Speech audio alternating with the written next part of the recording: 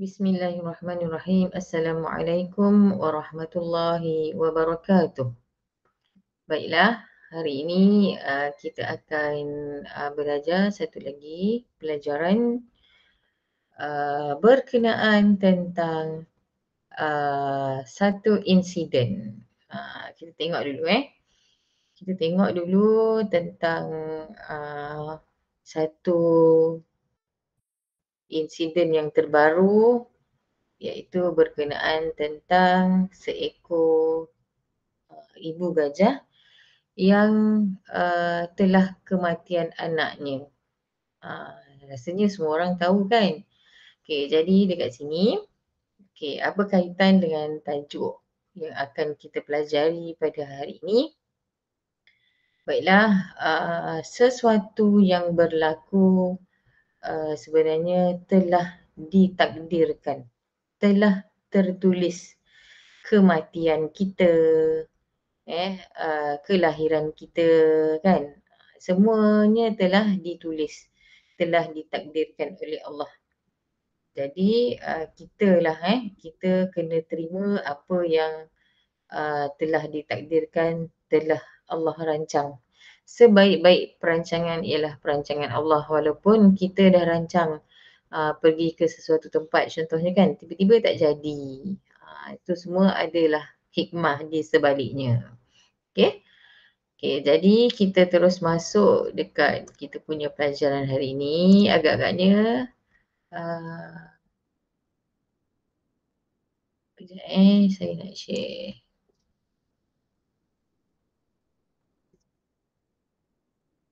Okey. Jadi pelajaran kita pada hari ini ialah berkenaan tentang takdir ataupun beriman dengan qada dan qadar. Muka surat 86. Okey. Muka surat 86. Beriman dengan qada dan qadar. Apa maksud beriman? Daripada prasekolah lagi kita dengar beriman kan. Apa maksud beriman? Beriman tu maksudnya kita percaya. Kita percaya. Tu maksudnya saya percaya. Rukun iman ada 6 kan, daripada beriman kepada Allah. Saya percaya dengan adanya Allah. Kan? Beriman kepada malaikat. Saya percaya dengan malaikat. Beriman kepada Rasul. Saya percaya dengan Rasul. Beriman kepada kitab. Saya percaya dengan kitab iaitu Al-Quran. Beriman kepada hari kiamat. Saya percaya dengan hari kiamat. Dan terakhir beriman kepada qada dan qadar. Saya percaya dengan qada dan qadar. Okey, faham Okey, kalau kita perhatikan dekat sini, ada ribut petir dan banjir besar. Nampak kan? Ribut petir dan banjir besar melanda kawasan perumahan kami ni kat sini. Okey, kalau kita lihat yang isu semasa bulan lepas kan. Bulan lepas kita tak ada banjir besar kan. Cuma kita ada dekat Malaysia digemparkan dengan kejadian yang mana ada letupan kebakaran gas kan. Saya pun dah lupa, tiba-tiba lupa pula nama tempat tu. Dekat dekat Selangor tu. Padahal lalu tu kan, kalau tepi highway tu memang kita lalu. Kita baca signboard tu. Taman apa tak ingat pula. Tapi itulah taman dia berlaku letupan gas disebabkan ada kebocoran dekat salur pipe gas tu lah menyebabkan kemusnahan kereta kan, rumah kan, lepas tu ada yang melecur kan. Semuanya telah ditakdirkan oleh Allah. Okey, seterusnya dekat sini kembar saya lelaki, kecil sikit. Kembar saya lelaki dan rupa paras kami sangat berbeza. Ada orang yang dilahirkan dengan kembar.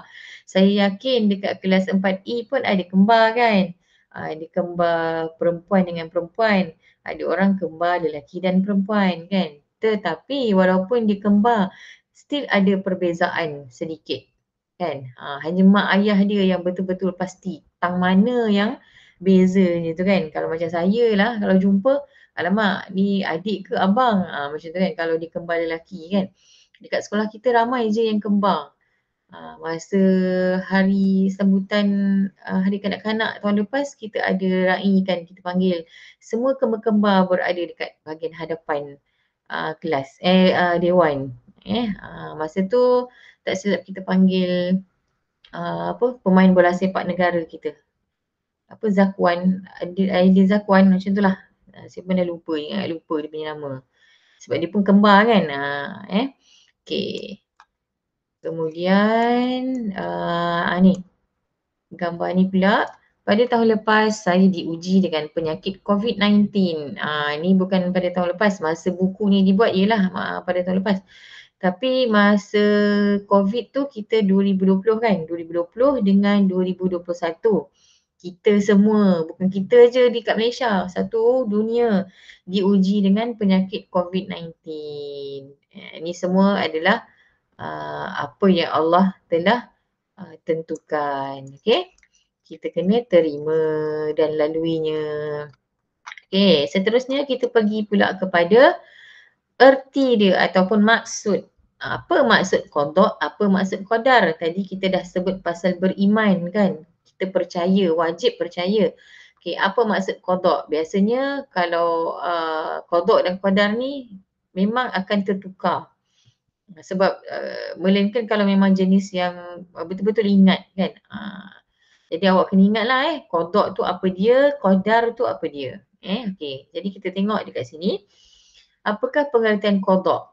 Qada bererti ketentuan Allah terhadap makhluknya sejak azali. Allah dah tentukan terhadap makhluknya. Maknanya kita ni lah, kita haiwan, tumbuhan, semua makhluk yang ada dekat dunia ni, yang di bawah naungan dia. Contohnya Allah berkehendak sejak azali, setiap yang hidup pasti akan mati. Allah dah tetapkan sejak azali. Apa maksud sejak azali ni? Sejak daripada Allah menciptakan semuanya. Sejak Allah menciptakan bumi, sejak Allah menciptakan dunia ni lah. Allah dah letakkan sekian-sekian terjadi waktu bila. Ni terjadi dalam masa 6 hari dah jadi siap semuanya. Allah yang tentukan sejak daripada bumi, daripada dunia ni diciptakan. Alam ni diciptakan. Dunia pula. Alam ni diciptakan. Tu ayat yang betul sebenarnya. Okay, qadar pula bererti pelaksanaan sesuatu perkara mengikut ketentuan Allah. Qadar ni maksudnya takdir.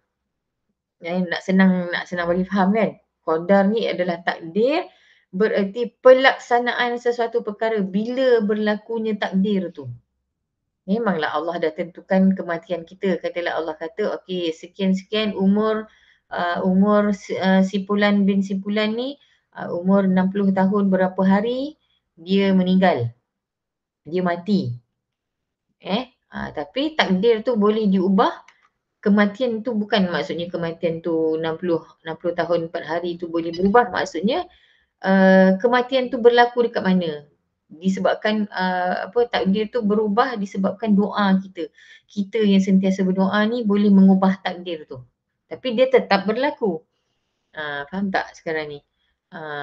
Qada tu adalah perkara yang Allah dah tentukan. Kita lahir bila, kita mati bila, kan? Kahwin masa bila, kan? Dapat anak masa bila, kan? Semua tu Allah dah tentukan. Cumanya takdir ni pelaksanaan. Sebab itu ada ulama, kalau kita ni kalau kita nak lebih faham, takdir ni adalah sesuatu memang yang kita boleh ubah dengan doa. Dengan doa, contohnya lah katalah contoh periksa kan, periksa dengan doa, katalah mungkin dah ditakdirkan awak sepatutnya periksa berjaya kan, masuk ke universiti contoh kan. Tapi universiti mana, takdir tu yang mengubah dengan doa gitu. Sebab itu pentingnya kita berdoa. Sebab takdir tu boleh diubah dengan doa. Okay. Tu je yang saya boleh cakap. Kalau awak nak faham lagi, awak boleh dengar, awak boleh baca, dengar ceramah tentang qada dan qadar. Okay. Okey, contohnya kematian seseorang berlaku pada tempat dan masa yang telah ditetapkan Allah sebagaimana kehendaknya. Macam yang saya cakap tadilah mungkin waktu tu kalau ikutnya dia meninggal mungkin disebabkan sebab ni. Adalah satu sebab lain kan. Tapi disebabkan doa dia tu doa Allah ubah kematian dia tu, dia meninggal tapi dalam keadaan tempat yang berlainan. Macam itulah maksud dia. Itu maksudnya takdir. Takdir boleh diubah. Okey. Seterusnya, hukum. Apa hukum beriman dengan qada dan qadar macam yang saya ada cakap tadi.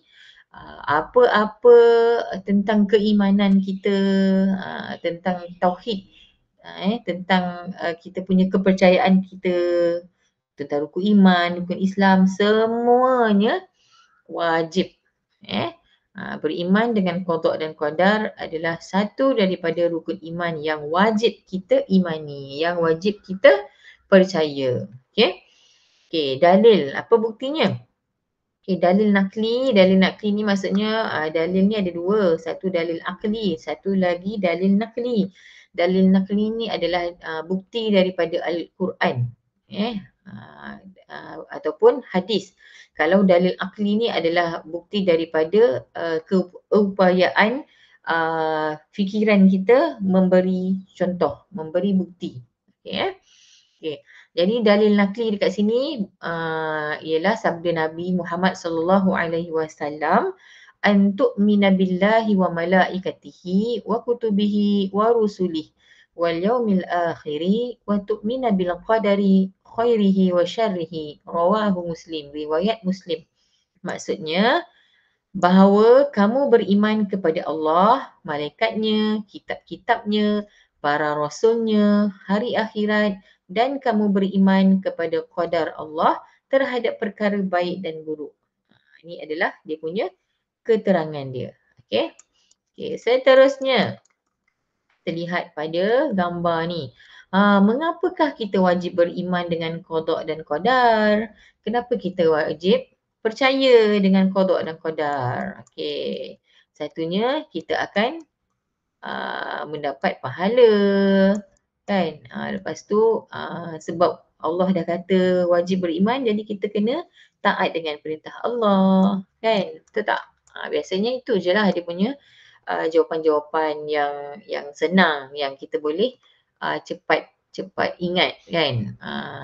Tapi kalau sebab lain nanti kita tengok lepas ni. Kepentingan, apa dia kepentingan kita beriman dengan qada dan qadar.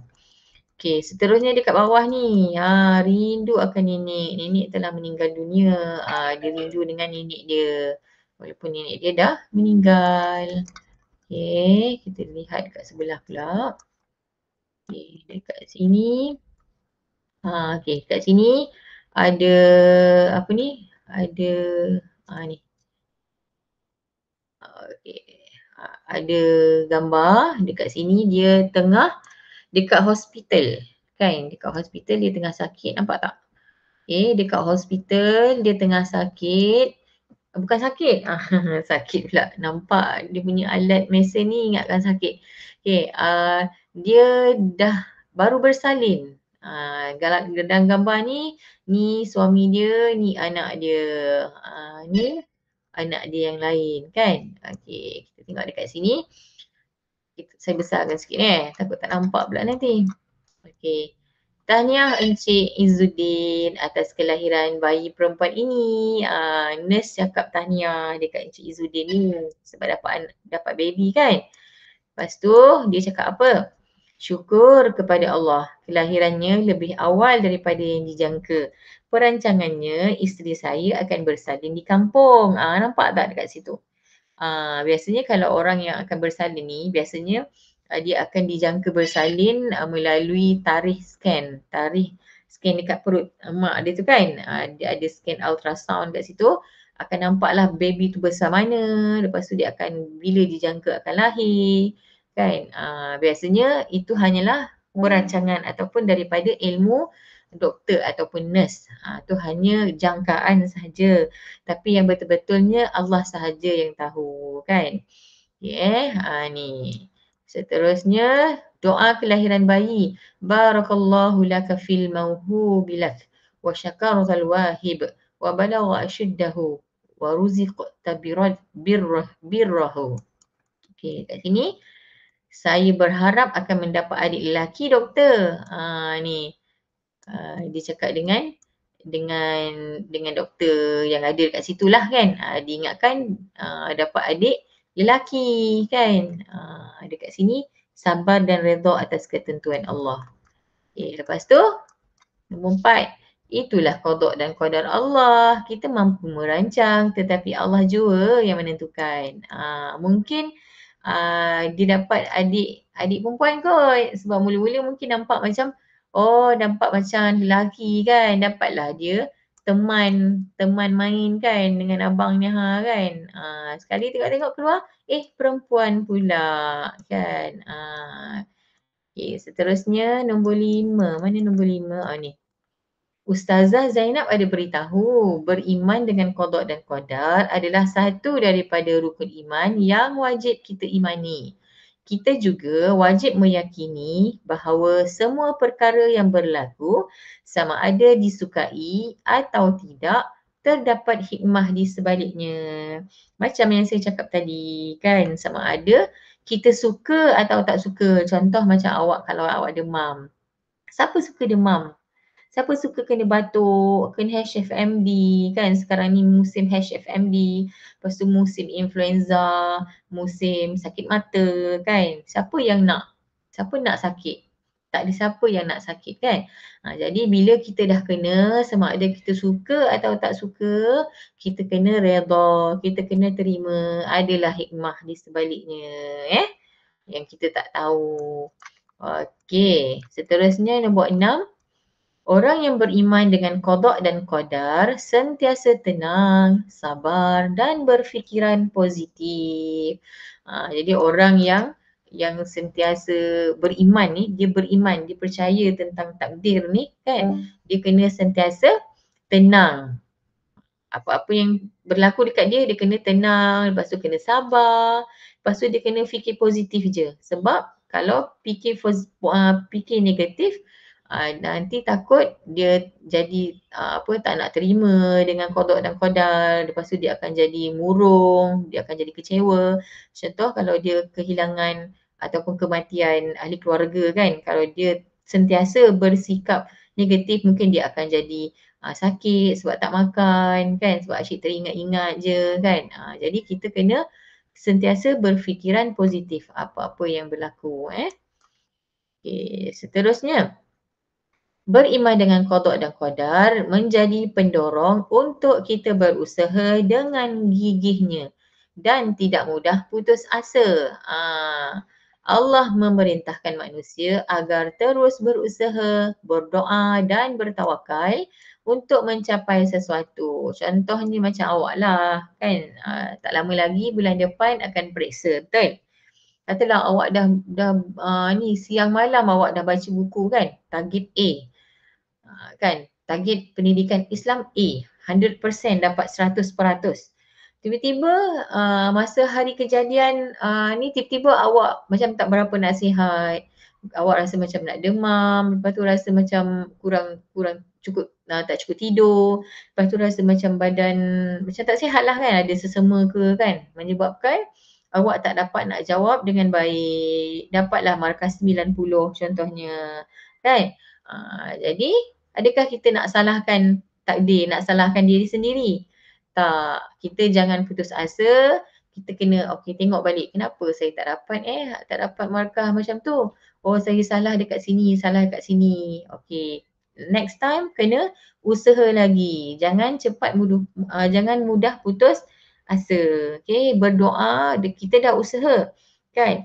Kita dah doa, lepas tu kita tawakal. Apa sahaja keputusan yang kita terima dengan hati yang terbuka, dengan redha. Sebab semua tu ada dia punya hikmahnya macam yang saya cakap tadi. Samalah juga macam orang yang baru lepas dapat result SPM kan, beberapa minggu lepas. Nak tak nak, dia kena terima dengan apa keputusan yang dia dapat. Okay. Okay, seterusnya. Dekat bawah ni.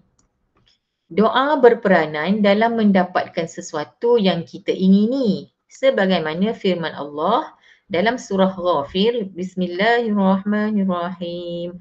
Wa qala rabbukum ud'uni astajib lakum.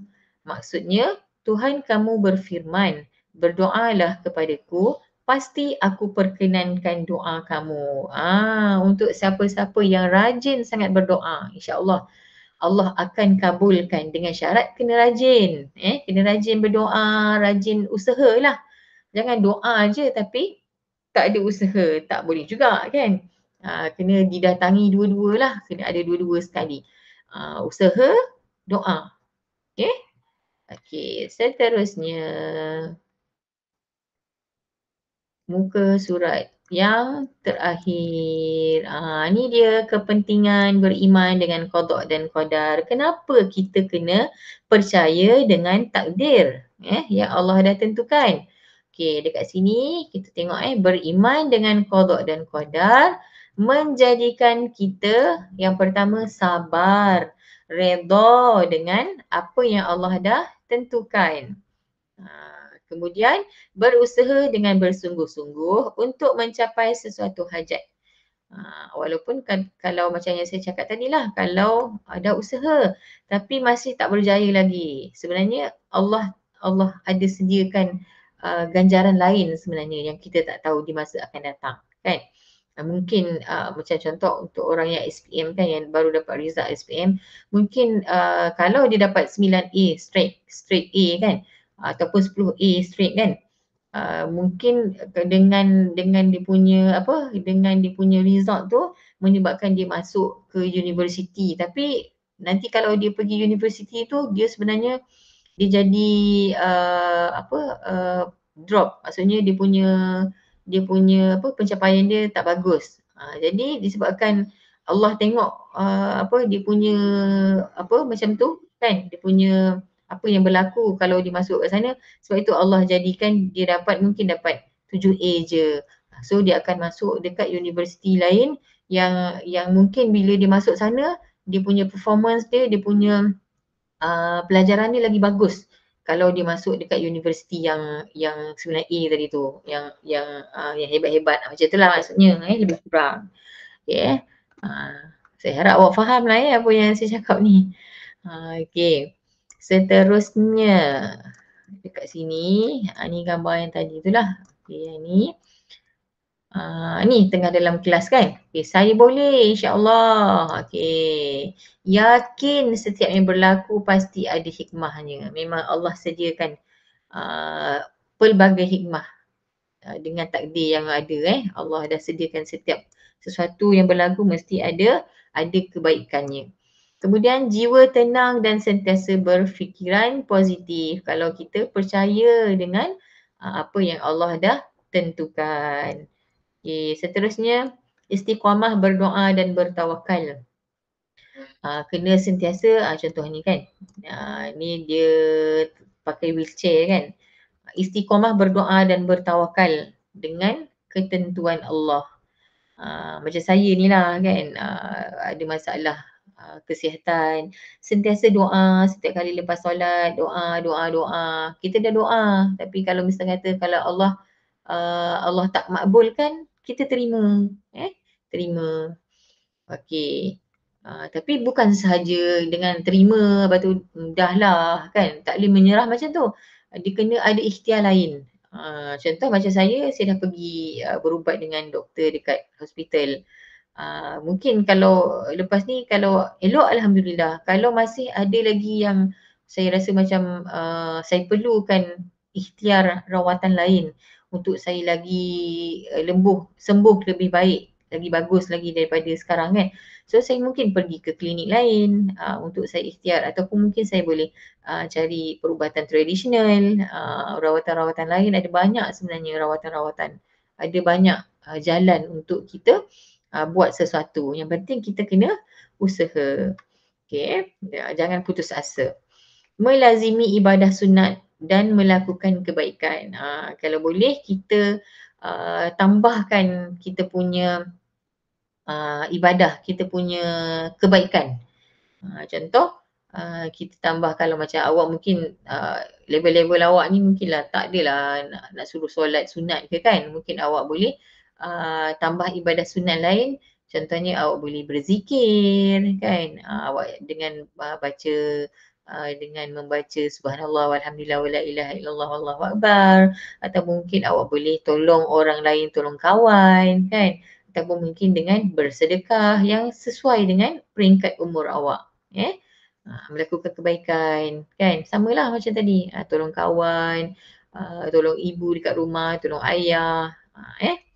Okey, saya rasa itu sahaja. Okey, yang kat bawah ada lagi, last. Syukur dapat berkongsi rezeki. Dia buat baik dengan kucing kan. Bersyukur atas nikmat kurniaan Allah. Bersyukur Allah jadikan kita sihat. Bersyukur juga Allah bagi kita sakit. Sebab dengan sakit tu kita boleh lebih dekat dengan Allah kan. Sebab bila orang dalam keadaan yang tak sakit, dia akan rasa macam kadang-kadang dia terlupa kan, kadang-kadang dia jauh sikit kan dengan Allah. Melainkan memang kalau yang jenis memang sentiasa mengingati Allah setiap masa. Memanglah kita solat kan, solat 5 waktu, tapi lepas tu kita sibuk dengan benda lain kan. Tapi bila sakit ni kan kita macam asyik banyak baring, banyak duduk, banyak pergerakan yang terhad. Jadi kita banyak masa dengan Allah. Itu antara salah satu sebab tanda Allah sayang kita, supaya dia nak kita ni ingat dekat Allah. Menjauhi sifat sombong dan bongkak. Allah tak nak kita sifat sombong, membangga diri. Ni bongkak ni contoh macam bangga diri lah kan. Sombong tu satu hal lah kan, sombong, lepas tu bongkak. Dekat dunia ni kita kena merendah diri. Walaupun katalah kita kaya, kata ada banyak duit kan, tapi kita tak boleh nak menunjukkan sifat menunjukkan kekayaan kita tu sampai menyebabkan orang rasa iri hati, sampai orang rasa macam dia ni macam rasa macam tak selesa macam tu kan. Jadi ikutlah resam padi, semakin berisi semakin menunduk. Semakin kita ada banyak ilmu, semakin kita merendah diri. Semakin kita ada banyak kekayaan, semakin kita lebih suka bersedekah. Macam itulah lebih kurang. Okey, itu sahaja. Saya rasa dah berapa minit saya pun tak perasan berapa minit dah ni.